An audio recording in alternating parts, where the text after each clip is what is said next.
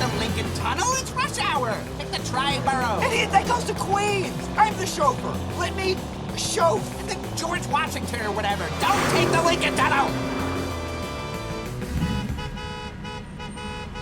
Yes, beep at us. Beep at the car that can shoot rockets from its trunk. Smart. Chill. Let's just go over our plan. Rapacity in Blue is the fourth episode of Season 6. It first aired on February 21st, 2016, and was written by Doc Hammer. In it, Doc, Billy, and Pete are still working on finding the next big thing for Ventec Industries, while the Monarch officially takes on the role of the Blue Morpho and Villain of the Week Orangutan, Arch's Dr. Venture.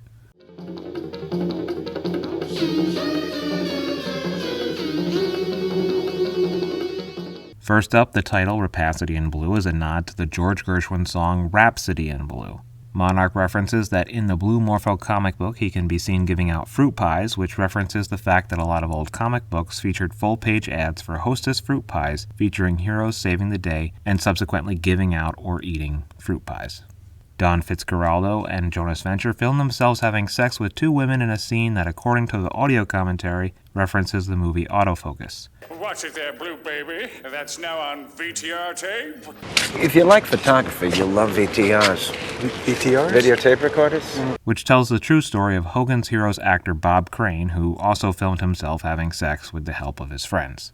It's stated in the scene itself, but if you don't know what they look like, the two women in this scene are Jill St. John and Stella Stevens.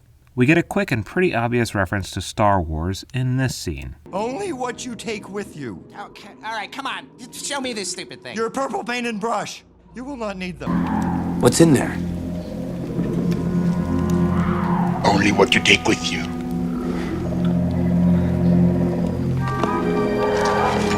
Your weapons. You will not need them. He has much anger in him, like his father. Was I any different when you taught me? He is not ready. Much anger in him. Like his father. Was I any different when you taught me?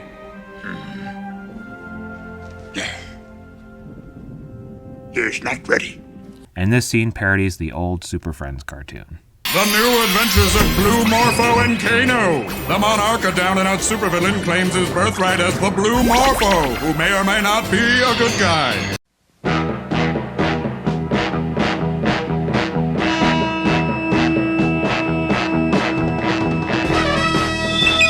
In the Great Hall of the Justice League, there are assembled the world's 4 greatest heroes.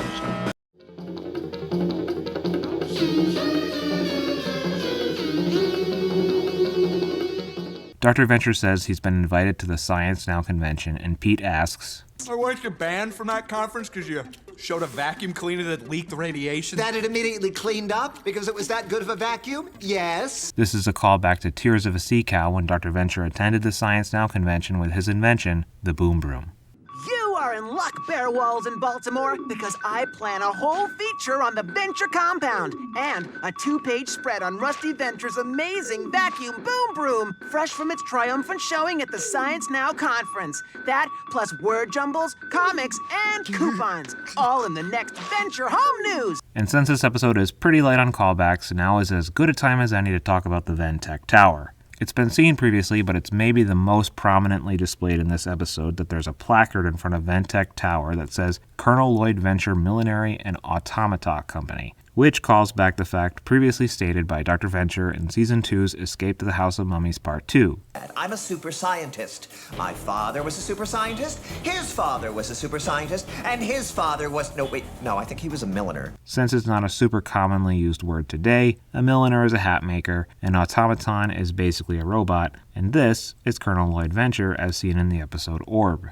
Way back in Season 1's Ice Station Impossible, reference is made to the fact that Professor Impossible has a building in New York City. My brother Cody was in town. I was giving him and my mentally handicapped cousin Ned a tour of the Impossible building in New York.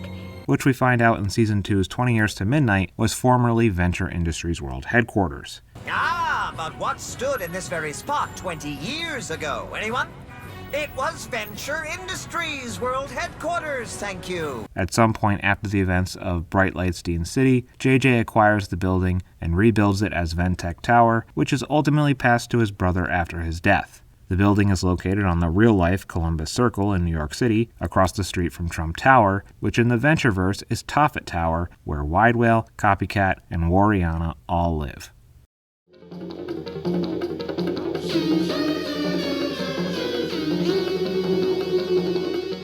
Something that's really cool to see for the first time is the show embracing the whole monster of the week, villain of the week thing. The original intention way back in season 1 was to do the villain of the week thing, but they liked the Monarch so much that they pretty much did away with that idea and just had the Monarch be the main pain in the ass for the Venture family. I'm sure it's a lot of work for Jackson and Doc to come up with a new dude each week, but it's a blast for the viewer.